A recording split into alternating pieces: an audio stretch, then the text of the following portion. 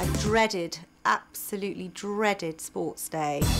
Arms together, bring them up, knees up, point those toes. Remember just running and just that sense of being watched doing something that you feel that you can't do well.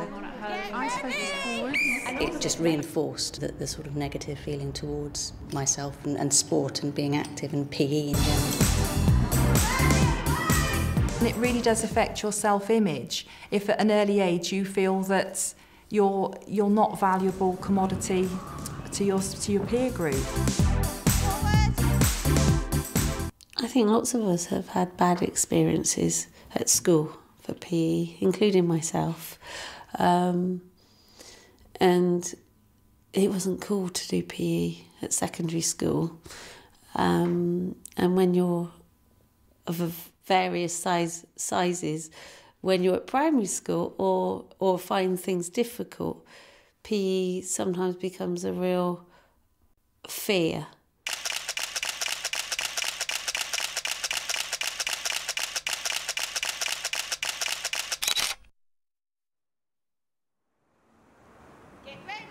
PE is often sidelined. Lots of teachers are scared to teach PE.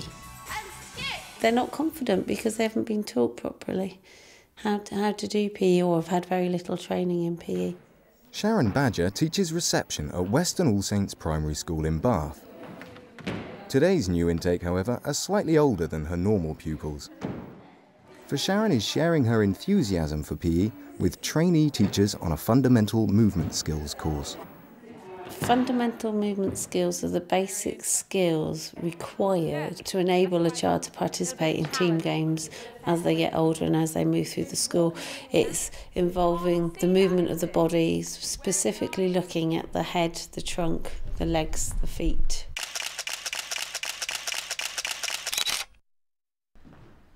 Stand anywhere you like. So this is where I discovered when I ran this course. The course leader is Rachel Jefferson Buchanan, a keen advocate of the FMS principles due to their extensive trials in Australia. It's not just a movement package, it's research-led.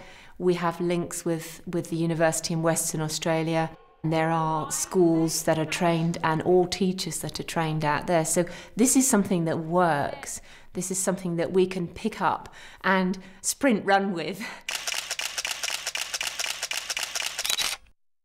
One of you's observing, one of you's running. There are 22 separate fundamental movement skills in all to be mastered between the ages of 4 to 8. To help a child master a skill, there's nothing like experiencing it for yourself. Pair one, off you go. In the sprint, we would focus on looking at what the legs are doing, whether the knees are lifted. Pair two. Whether there's a narrow pathway.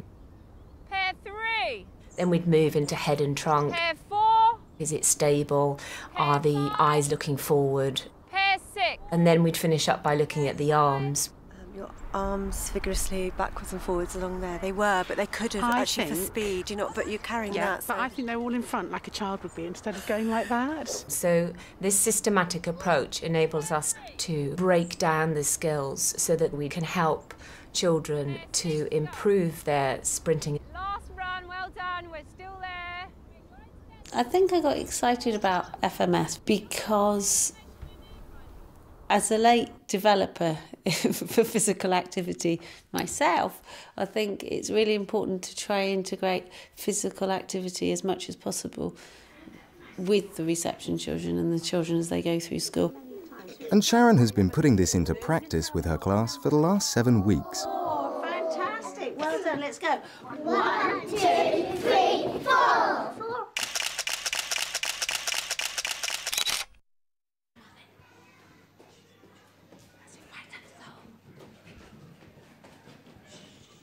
It's advised that teachers concentrate on 4 or 5 fundamental skills each year.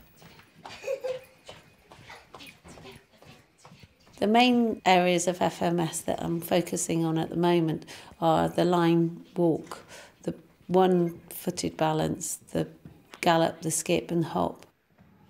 We start with our march because we've got to warm up, so get ready for the music. Ready and march. With a class new to PE, Sharon asks Rachel to be her assistant. Lots of the children haven't done PE before they've come to school, and PE can be quite a scary experience when the children first start school.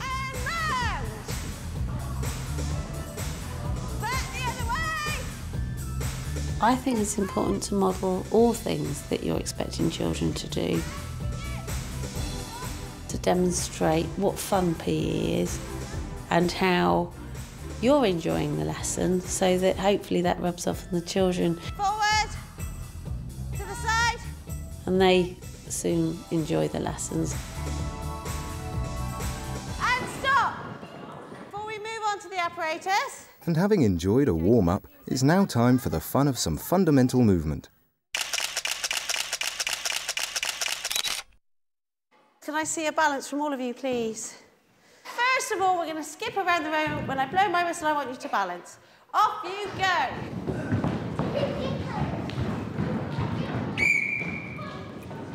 See if we can really balance this time. 1, 2, 3. This time, we're going to hop on one foot. Might need your arms to help you. When I blow my whistle, all steady, I want you to balance on your bottom. Off we go. Good girl, Celine.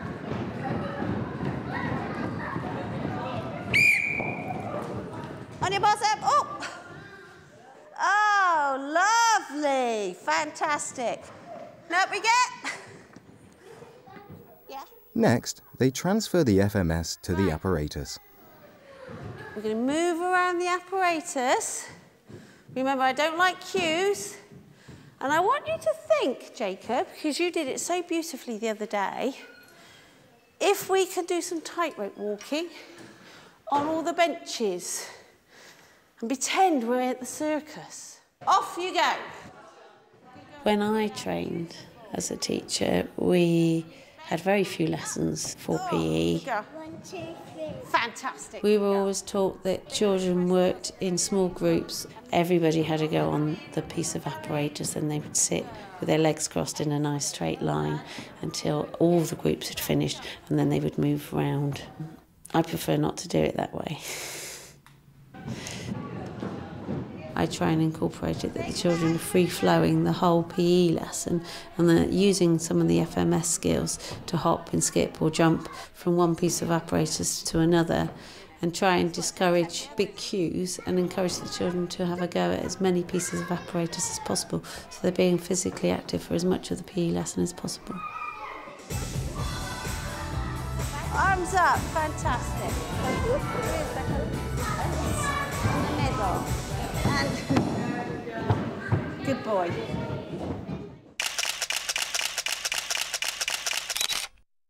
Right, who's got the next one? Sharon doesn't restrict FMS to PE. It can liven up maths, 15, 16. Good boy. it can focus attention during art, Let's see if we can balance. 1 foot off the ground. Let's see if we can do that again. Arms crossed. Well done. March. That's march. March up to the dinner hall. Okay, right. Riley has chosen that we're going to march to the dinner hall today. and it can be used whenever the class move around school. At the moment, the children are enjoying choosing different ways to move around the school. Come on then, let's follow Riley up It's a good way to promote positive behaviour. If they're behaving well, then they get to choose which way we move around the school, which increases their self-esteem. So it's a whole team-building activity again. And fundamental movement skills are appearing in their play too.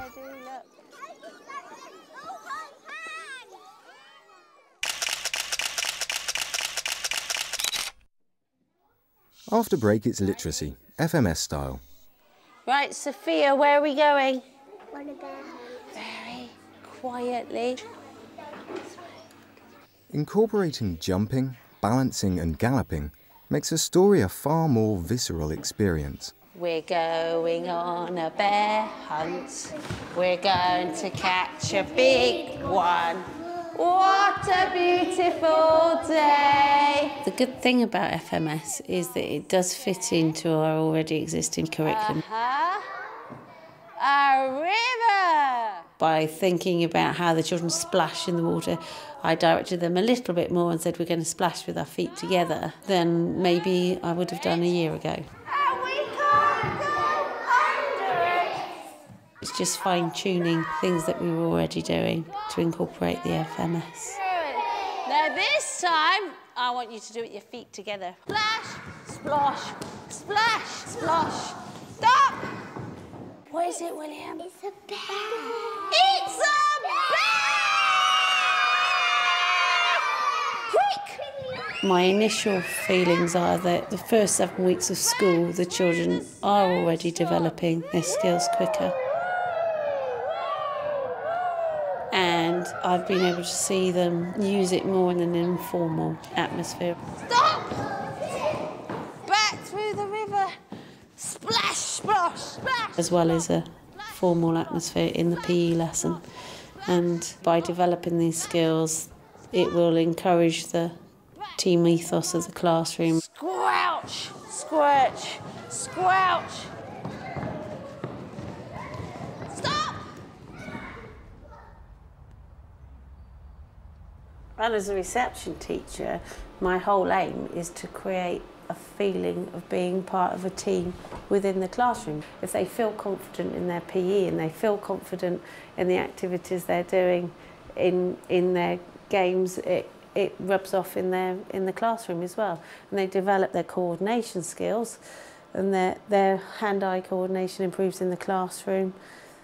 They have to share in PE, they share better in the classroom. It's all interlinked. I think I felt quite negative about PE to start with. I think I was scared of it and wasn't really sure where to start or what I should be looking for, what I should be doing.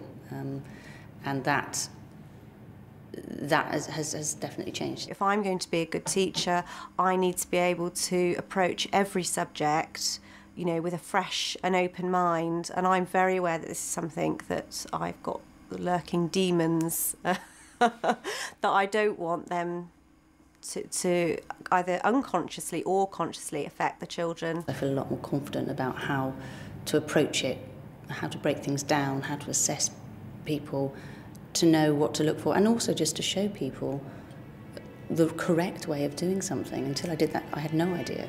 On your bottom.